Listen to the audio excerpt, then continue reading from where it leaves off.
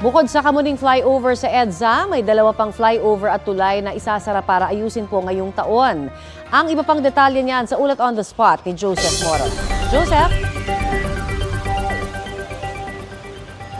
Connie, bago yan ay nagsagawa muna ang MMDA ng clearing operations dun sa mga kalye kung saan idinadivert yung mga naiipong volume ng mga sasakyan dahil nga sa pagsasara ng EDSA Kamuning flyover southbound. Sinuyod ng MMDA ang mga kalye ng Panay, Esguera at sa Kamuning para tanggilin yung mga nakahambalang na mga sagabal sa daan. Ilan kasi ito sa mga kalye na sana'y alternatibong daan ng mga motorista matapos isara ang southbound ng EDSA Kamuning flyover nung isang linggo. May mga natikita mga pribadong sasakyan at mga taxi. Hindi naman hinatak yung mga attended na mga sasakyan at pinagmulta sila ng 1,000 piso lamang. Pero may mga unattended na mga sasakyan ang inimpound. Tuloy-tuloy naman ang trabaho sa kinukumpuning EDSA Kamuning flyover. Pero ayon sa DPWH ay sisikapin nilang matapos ito ng mas maaga sa October 25 na deadline.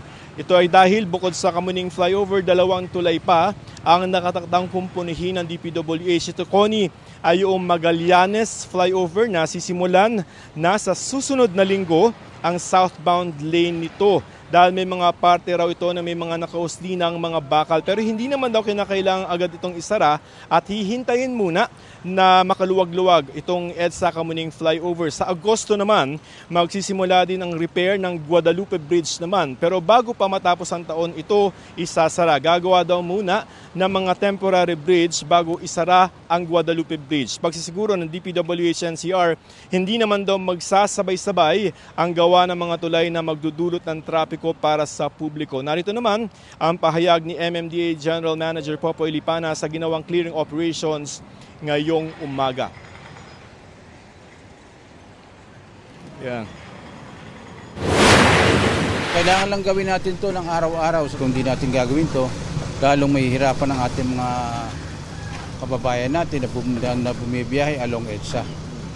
So kailangan maklear natin itong mga alternate road para naman babawas-bawasan ang inconvenience ng ating mga kababayan.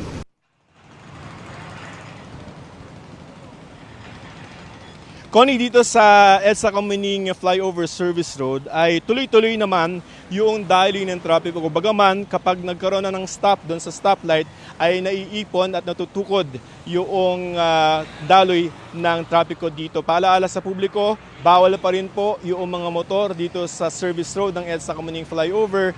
Pero sa nakikita natin may mga nakakalusot na pangilan-ilan. Wala naman ticket na i-issue ng MMDA, kaya lang pakiusap ng MMDA kung kaya nyo ng kumanan doon sa alternate routes sa EDSA ay gawin nyo na po yun. Connie? Maraming salamat, Joseph Morong.